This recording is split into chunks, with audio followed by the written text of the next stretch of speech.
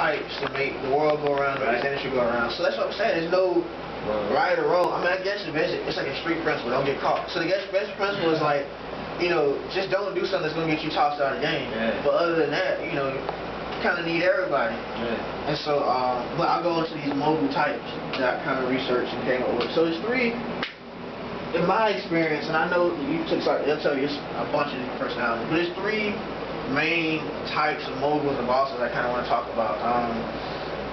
So I came up with this from reading this link in this Forbes article, and I'll give you all the links in the end.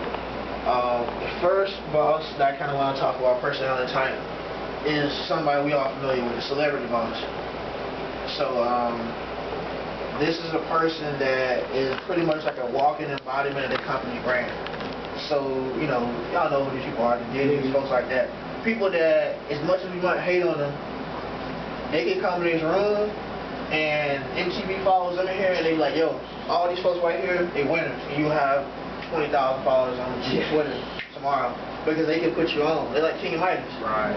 So, like I said, they walk in embodiments of their brand. They can transfer their own celebrity status and likability to anybody. So they really can almost put anybody on. You know, and they can inspire artists and employees, which is important.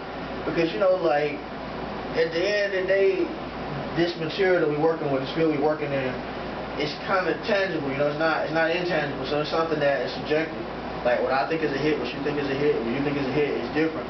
But it's a matter, I guess, of who has the public ear, and who has the resources to put something on. So, you know, that's really important. Now, before I state this, I ask y'all, what do you think the pros are to being a celebrity boss? And then we can talk about what you think the cons are. And then I'll tell you kind of what, from what I've seen and what I wrote down was what. So, the pros are kind of obvious. Anything else you want to add other than what I said already? Well, it's obvious, right? I mean, now, what are the cons? I can even tell you some stories or whatever that. I think one con may be your ego. Because it might cloud a decision or judgment, or another thing, it may put you in a position like oh, you're such and such, you got to do this, or you such and such, you got to spend this money, you got to pop bottles, you got to ride Phantom, and you may not have it. So it's like your ego could overshadow what you're really supposed to be doing or what you really came here for. Right. Okay. I can't really say what a con would be. Like, other than the fact that everybody knows you and want a piece of you, you can't really trust who you come in contact with. Yeah. I feel it'll put you on like a pedestal that you wouldn't be able to stand up to. Like you'll be relying on just that person to come up in the room and do that same thing again. Cause just as quickly he came in the room, he's gonna leave out too. You know, it's funny you say that because I've heard this before. They talk about it in Journey Rumble, but I heard it before. You gotta understand something, right? If you can stop a riot, it means you can start one. So you're right. Somebody can put you on, and y'all was talking about this before the class started, how you gotta be doing something yourself. Somebody that can put you on can also squash you if you don't have nothing going. So I think that's something, you know, you gotta remember. Like, these people have a lot of power, you know, like if Diddy can put you on and that's all you're known for is just rolling with him, then you pretty much gotta do whatever you say, you know, otherwise, you know. You just be that guy that just got dropped out. Yeah. Something else I wanted to add to the con, that's something that I've seen before. I can speak on some personal experience. It ain't got nothing to do with working on a major level. You've seen this at a smaller level. My stepmother, she's from Alabama, so they got a lot of these country expressions that have a lot of truth in them, I think. One thing she always said is that it can't be two bulls in a pasture. Meaning that at the end of the day, and I say this with my artists, like, I can't work with a superstar if I'm trying to be a superstar. Now, I can be a superstar in my own lane, but and you see this problem in everything, education, law, church, people put ego over progress.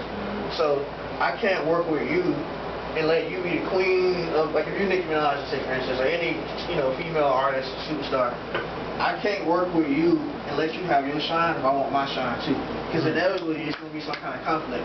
And so you see that with certain artists. That's why some people they'll come in with somebody long enough to help them get on, use their resources, and then they got to go elsewhere because it's just too much friction.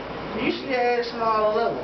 So I would say, like, if you feel like you're a celebrity boss or whatever type, or even have a little bit of it in you, that's cool. There's nothing wrong with it, but you got to acknowledge, that, and we're going to speak on this a little bit later, like how you set your team up based on how you are. Like if you're the head honcho, then if you know that you like to shine, you like the limelight, and you want to sign an artist that's kind of a diva, then you're going to need a buffer. You're going to need somebody on your team who's not Hollywood, who can go and take that person out, get some drinks, take them out to get something to eat, and let them, and talk to them, you know what I mean, and be cool with them. Because if you always turned up, they always turned up, that's going to be a problem.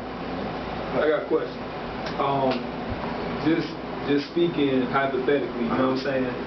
Do you think that's why some celebrity bosses, that they may not take a chance on a certain artist or a movement because they see that in them and they don't want to clash? Some people, and then I think some people that are really kind of cerebral, they think that far in advance. A lot of other folks, they just don't want to see nobody shine other than them. And so they're not going to take you on unless they can, somehow keep you under them. And it's a delicate game, this whole thing of knowing, because you might have to deal with 3 different types to make it.